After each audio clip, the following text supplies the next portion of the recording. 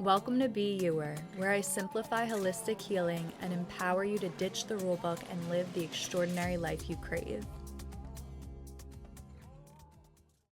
Welcome to Be Youer. I'm Kristen, and we're going to start trying to do video podcasts as much as we can. So I'm going to upload this to YouTube, and it will be on Spotify videos, as long as I can figure out how to do it. And today I am kicking off a new series. It is my blog series called Beyond Band-Aids, and it is a series about healing from the root as naturally as possible so that you can live your fullest potential. It's going to be about 10 posts. I've been working on a lot of behind the scenes stuff. It could end up being more eventually. I think I really want Beyond Band-Aids to be like a manual that someone can refer to, and then when I find new things to enhance holistic healing, I will add to that maybe a new series or something. I don't know. If you're anything like younger me, you have these symptoms, they're annoying, you just want them to go away so you can go back to enjoying your life, but you do want to do it the right way. You want to do it naturally, you want to do it holistically and get to the root, but you also kind of just want to know what you need to do and get done with it. So that's what this series is about. It's about making everything as simplified and understandable as possible, not giving you never-ending, overwhelming information, but making things empowering for you to take the steps and do them. And like I said, kind of like get what you need and start and feel better. I know when you have health issues, so much time and energy goes into just maintaining them. You don't necessarily have a bunch of extra time to learn and do a bunch of extra things. So this is a very straightforward way for you to start taking action and start feeling better. And just imagine how your life could be if you felt just a little bit better. When you heal from the root, when you heal holistically, you're building on a positive ripple effects throughout the body. So you start feeling better, and it's not always a linear journey, but I'm going to help make this as linear as possible for you. I've been on my own health journey for about 10 years, and a lot of my ups and downs came from the fact that I was very overwhelmed by the information and doing things that I didn't need to do or that weren't right for my unique individual body. And really, I'm just trying to cut out all of that extra fluff and mess and give you exactly what you need to know. I'm a certified holistic health coach, and I went to the Institute for Integrative Nutrition. After that, I worked for a holistic MD for a few years, and since then I've been coaching private clients, which I'm going to continue to do, but I kind of want people to have somewhere that they can go for free, get the information they need, and be able to take that action on their own, because I know not everyone is ready to commit to a private coaching program.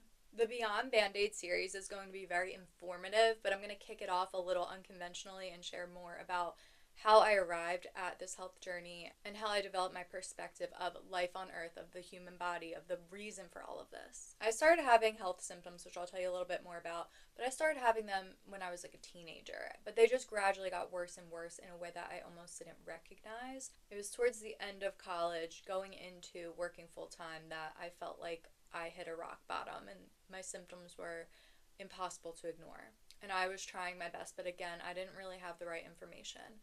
So around age 24, I felt like I just knew I was not where I was meant to be. I had so many different times throughout my life where I knew I was exactly where I was meant to be, and I felt really happy. And I was at this point in life where nothing felt good anymore.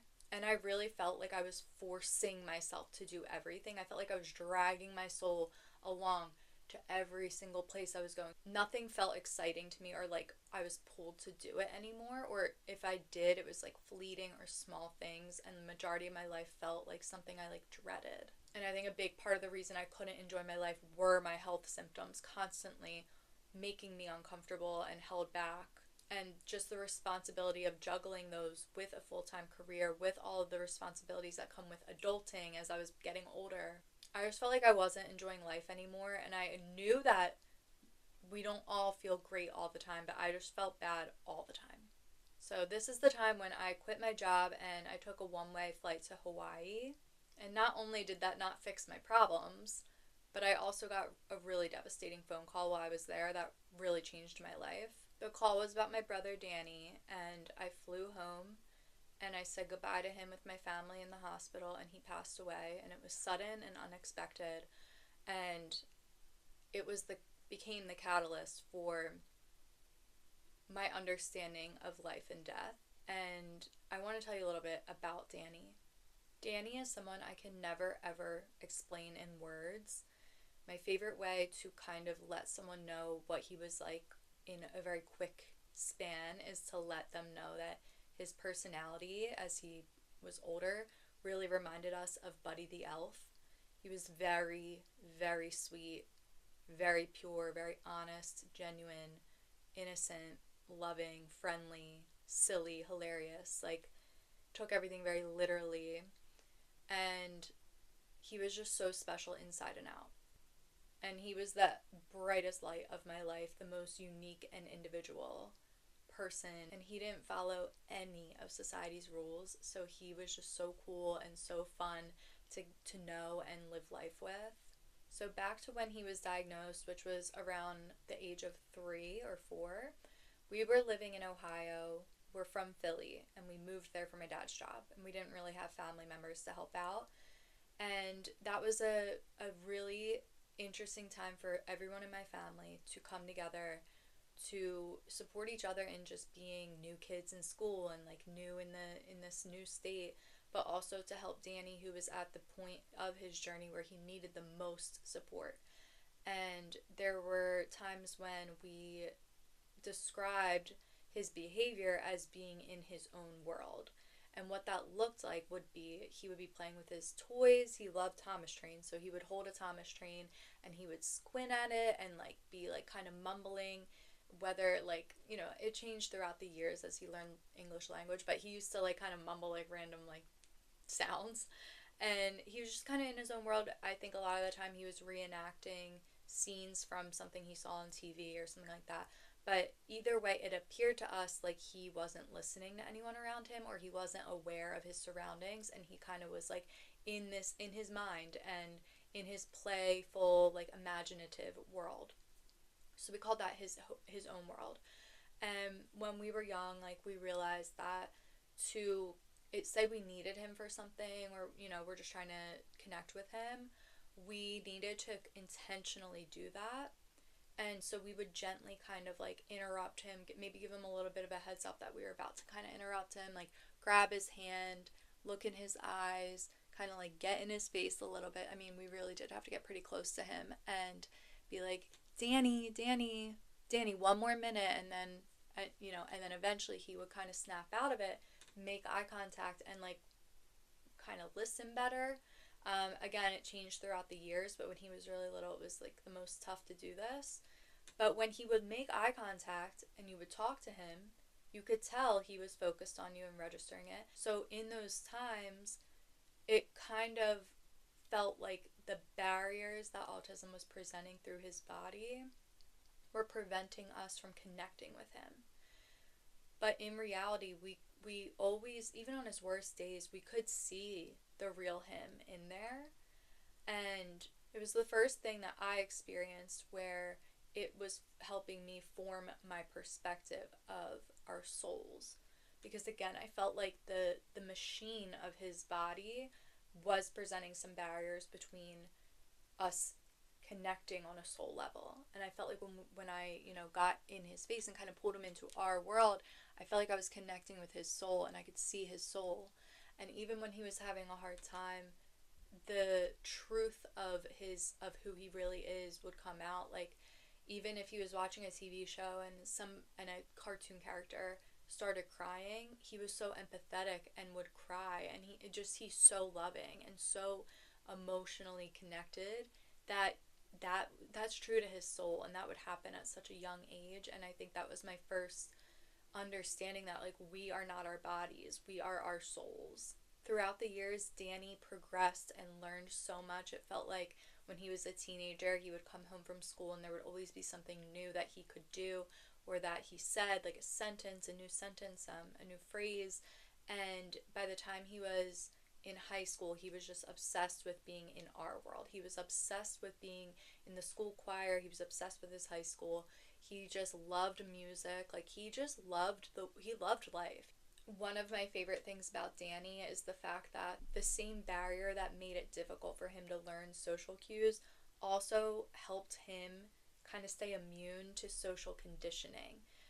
just to these unwritten rules about what's cool or what to do. Basically, he just lived how he wanted. If he said something, he meant it. If he did something, it was because he wanted to do it. If he didn't want to do something, he made it really clear. Like, he didn't force himself to do anything he didn't want to do. He did not tune into what other people said or what the external world told him to do to be cool, to be successful, to make other people happy. Everything he did was because he felt pulled to do it. He didn't care what anyone thought, and he prioritized what was important to him, and those things are the things that really mattered. When he passed away, we found out that he was known and loved by the people in his school because he would go out in the hallway in between every class and wave at everyone who walked by. He cared about things like that so much, and like he kind of cared about what really matters. He was also wildly ambitious, and he wanted to be a rock star and a music teacher, which was inspired by Jack Black in School of Rock, and he never questioned if this was possible. He just knew he wanted to do it, so he knew it was meant for him and he was going to do it. And he actually did research on his own because we were kind of like, yeah, like whatever, cool, yeah, like sounds like a good plan.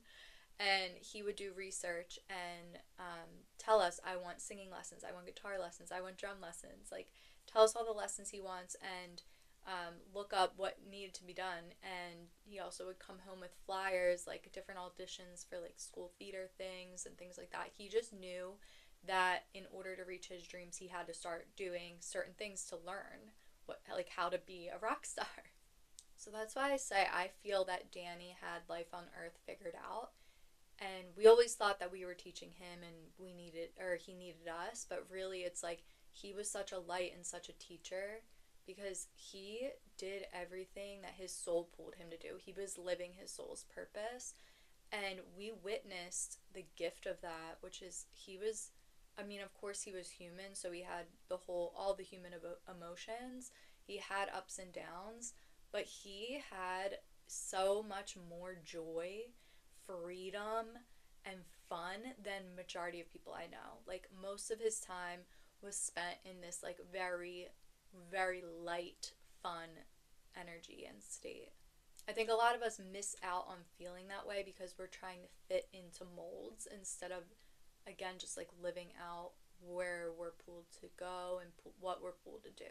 So Danny's life really helped me see that we're souls in human bodies, and that our human bodies are here to support us in living out our soul's purpose. But they need to be taken care of in a world that's constantly challenging them. I learned so much from Danny's life, and I also learned a lot from when he passed away. So in my life, I have lost grandparents, and I have had younger people in my life pass away, but never someone that was as close to me as Danny.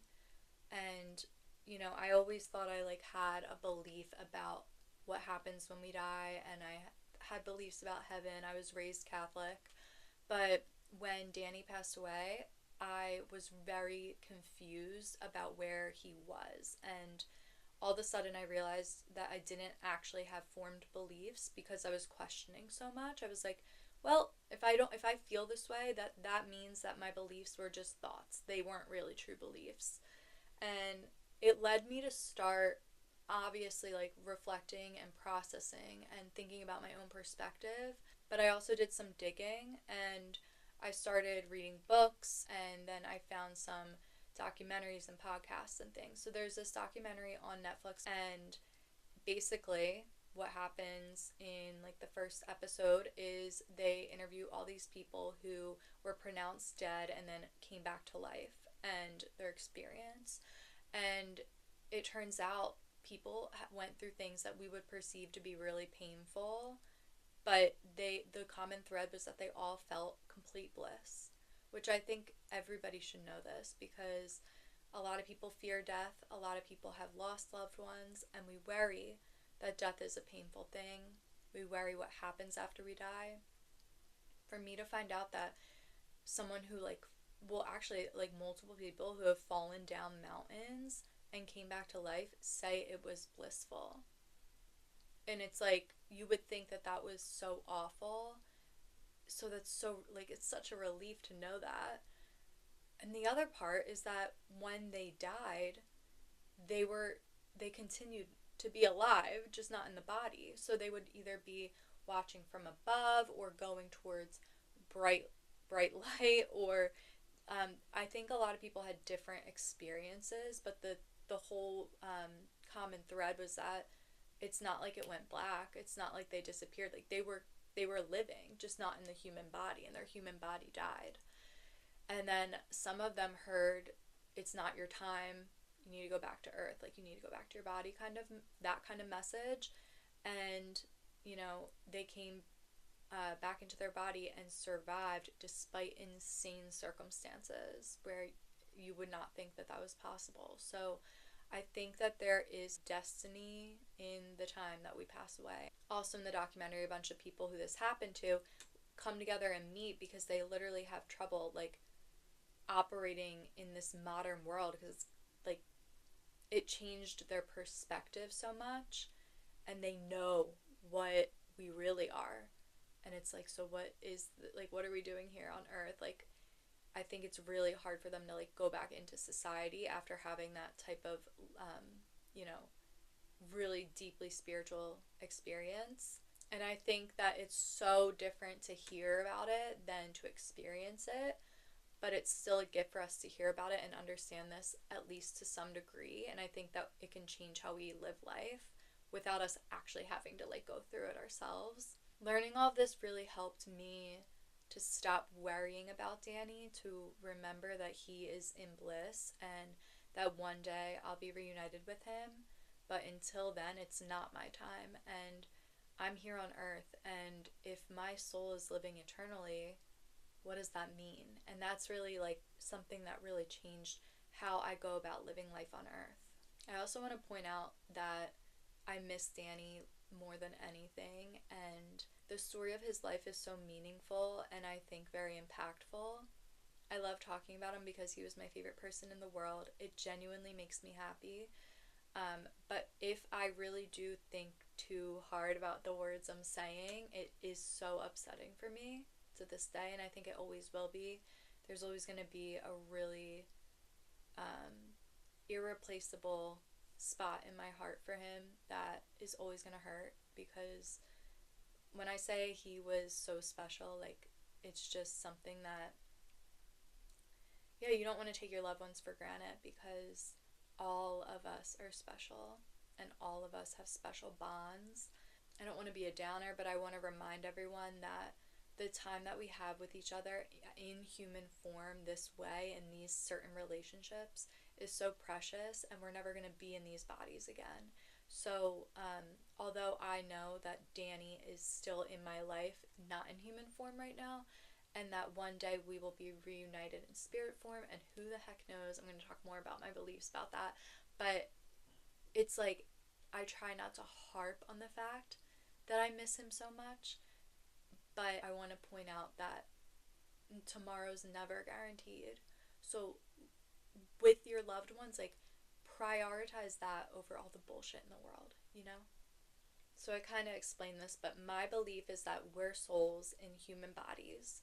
We are our souls, we are not our bodies. Our bodies are almost these machines that we came down and we're inhabiting them, and it's like our avatar, and our minds and our bodies are vehicles to help us live out our soul's purpose here in this lifetime. And after this lifetime, our souls continue to live on eternally. Maybe we live many different lifetimes. Maybe we have lots of past lives, and maybe we have lots of future lives. Maybe we spend a lot of time on the other side just as spirits in heaven. Maybe there's other worlds, other realms. I don't really know the details, but to think about all those things, to think about what it means for our souls to live eternally, really puts this life on earth in perspective. And this is really what I want to focus on. So this lifetime that we're in, and I'm just going to estimate, say we live about 80 to 100 years, it is such a little blip in the grand scheme of it all.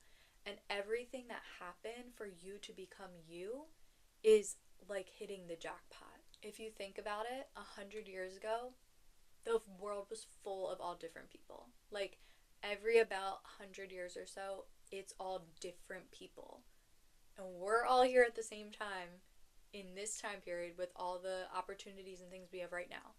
And everything happened from the egg becoming a fetus, becoming the human body, your soul at some point coming down into it, being born in your family, having your exact features and the things about you, the personality traits, everything, for you to be who you are, and you've made it all the way to this moment.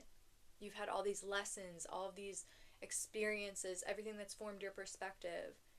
And this is so unique. This moment is so unique. This lifetime is so unique. And like, we just keep letting life pass, even though this stuff is like crazy unique. I view life on earth as a game. So it's like your soul came down into your human body. It's like your avatar. And you get to choose what you do on this earth. And there's so many beautiful, I know that there's a lot of bad on the earth. I get that. But why don't we focus on the good and focus on the things we get to do? What are the things that make us feel alive? What are the things that make us feel happy? What are the things that make us feel really good? And why don't we make the game doing more of that? Because I have a really strong feeling that we could all be of more service to everyone else in the world and make the world a better place if we filled our own cup up first. I like when people around me are happy. I like to be helped by somebody who is taking care of themselves and are happy. I am more helpful to others when I am happy.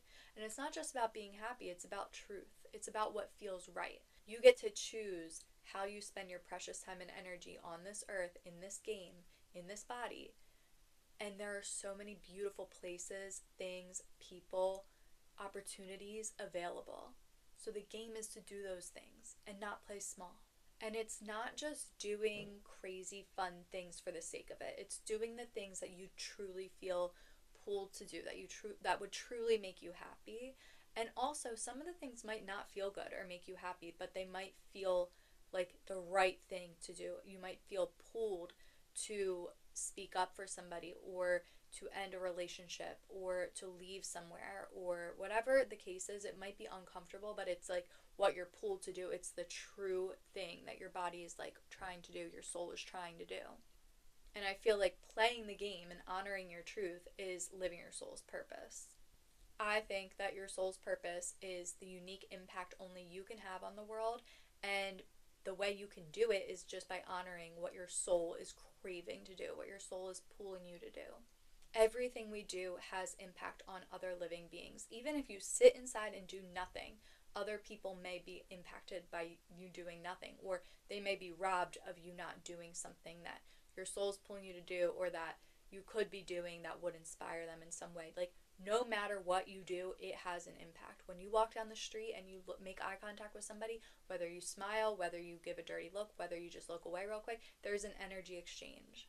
When you make decisions from your soul, you're having the impact you're meant to have on yourself, on other humans, and on the world at large. And I think soul purpose is not just one thing, it's many things. It could be what you choose to wear, could have an impact on somebody.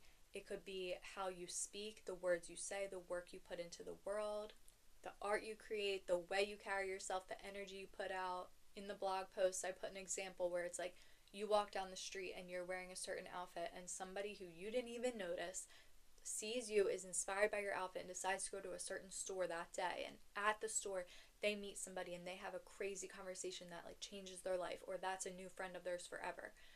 That creates a ripple effect on and on and on and on, and it goes on forever. The thing about living our soul's purpose and having the impact we're meant to have is that it will feel right, and it will feel right through the body. So taking care of the body is an important part of tuning into our soul's purpose and living our soul's purpose. So this brings us to the human body, and the human body is the most intricate, impressive, insane machine. It is constantly working to keep us in homeostasis. And we started as an egg, and the egg creates a fetus, creates a human. We eat food, we turn that food into energy, we grow as we eat food, and we become a one-of-a-kind human. Literally no other human has your voice, has your face, has your anything. We're all one of a kind. It's insane. So a key part of this is that the body is self-healing, which is so cool. When you scrape your knee, you don't have to think about, knee, I want you to heal. It heals itself. When you're hot, you sweat.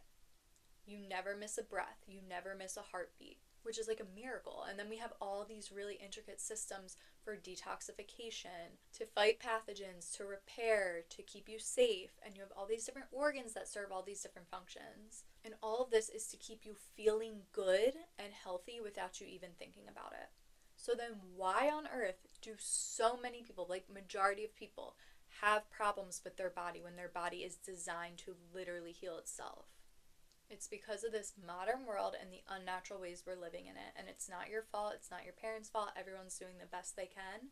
But the way that we live in this modern world, or the way that many of us do, kind of contributes to the main three causes, which I'm going to point out throughout this blog series. But I think the main three root causes for almost everything is toxins, deficiency, and chronic infection or pathogens. It's like the systems of our modern world have set us up for failure, and it's been normalized to struggle and feel bad in our bodies. Like I said before, it's really natural and normal to have the full range of human emotion, but it's not normal to feel bad majority of the time. Feeling good is our birthright, and I think feeling bad is a natural response to this modern world. In addition to that, we've also been conditioned against tuning into our souls. We're not taught to tune inward, but instead tune to the external, tune into the options laid out for us, tune into what everyone else says you should do, what the roadmap is for everyone. Doing things because of social norms, doing things because authority told us to, and putting other people's needs before our own. These are all decisions that are made from the mind, not from the soul or from the feelings of the body. It's also been normalized that when something doesn't resonate on a soul level, it usually ends up making us feel bad, and what has been normalized is for us to just push through it and ignore it. And I've been saying this forever. Big industries thrive on us being sick, disempowered, and insecure. This makes us more likely to depend on and need to buy medicine, certain junk food, vices, products, and seeking the approval of others, seeking approval of the external. They've really created a cycle of causing people to feel bad and then selling them the relief. And unfortunately, this has led people to that, led people to feeling low energy, to feeling burdened by their own body, to struggling with health issues, to feeling insecure, to feeling depressed, to feeling overwhelmed, and feeling unfulfilled and like a cog in the machine. And then there's not actually any real relief offered. This is not what our souls came here for. And if you're listening up to this point, it's not too late to change this. Like I said, the human body is so resilient. We really just need to give it the chance to heal itself, and that's what I'm going to help you do. Your soul is not here to struggle. It's here to feel good and to have the special impact that only you can have. And it's difficult to do this when your body keeps presenting issues. And I understand this because I used to plan my entire day around my nap and sleep so many hours at night. I would go through life like a zombie, and I would barely have time for anything because so much of my time went towards things like sleeping and then managing my symptoms like acne. So much time spent on researching, doing skincare, trying to cover it up with makeup, worrying about it all the time when I was out, having to lay down with stomach pain and do all these things for bloat and digestion, dealing with mood swings, having trouble focusing, just all of those things that really interfered with me living my life and making it really hard to just function as an adult in society. And then I also felt really unfulfilled and uninspired by my life, but I didn't have the time or energy to do anything about it. I know that when you suffer with health problems, so much of your time and energy goes to managing your symptoms, and the life that you want can feel so out of reach. So this series is for you if you're struggling with symptoms, you want to heal them naturally, the right way, from the root, but you also don't want to have all this overwhelming and time-consuming and overly complicated information. You kind of want to just know what to do. That's what this is all about. If you're anything like me, you also get so frustrated with being held back by health symptoms when you know that you want to live an extraordinary life. You want to live a big life. You see other people doing things and you know that you're meant to be doing something like that too. Basically, you just know you're not living up to your full potential. And that, again, is what this is all about. Healing from the root so you can live up to your full potential. If this resonates, I think this is the best way to set yourself up for being truly free from the burdens of your body and free to live the way you truly want to. In the next post, I'm going to talk about the basics that are commonly overlooked to make sure you're just hitting just the basics first. Then we're going to get into the nitty gritty. If you want to start connecting with your body and your soul now, I created a free guided audio experience called The Real You Reset.